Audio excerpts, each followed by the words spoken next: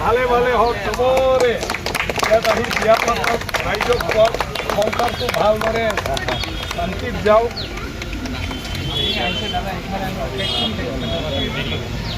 আমি বিয়া কৰি দি থকাৰ নিচিনা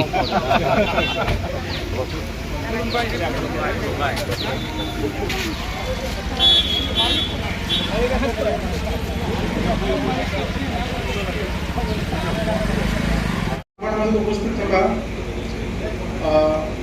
মোৰ গুৰু মাননীয় শ্ৰীযুত লক্ষীন্দৰ সিনহা ডাঙৰীয়াক ফুলাম গৱেষণা সম্বোধনা জনাবলৈ মই অনুৰোধ জনাইছোঁ।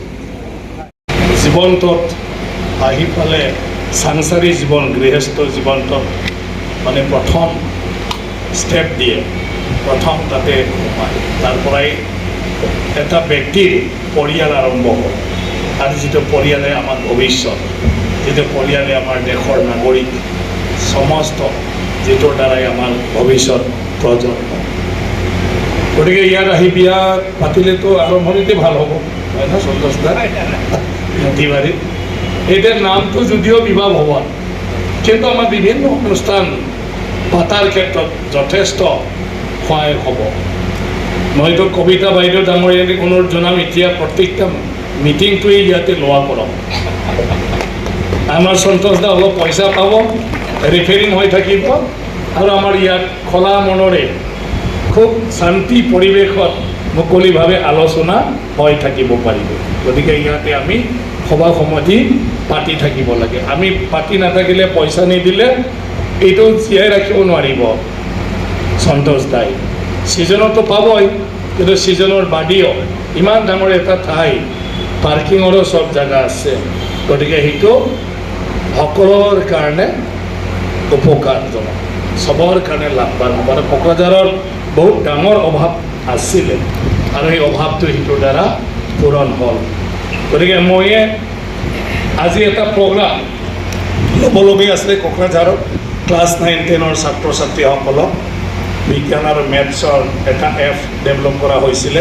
ৰাইজৰ বহুত সহায় সহযোগিতা হ'ব সেই বুলি ভাবি মই 2 বছৰ সময় কাল মই কষ্টৰ কৰি এই এটা ফল পাইছোঁ, আৰু ইমানখিনি কৰিবলৈ পাইছোঁ, আৰু কৰিব লগা আছে।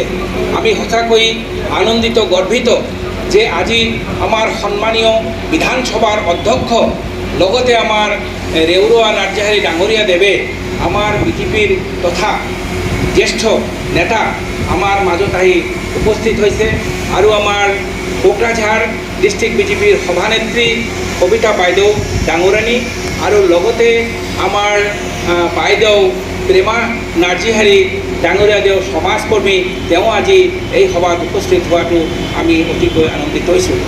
আৰু আমাৰ অতি ওচৰৰ আমাৰ মতিলাল দাস ডাঙৰীয়াও আজি ইয়াত উপস্থিত হৈছে।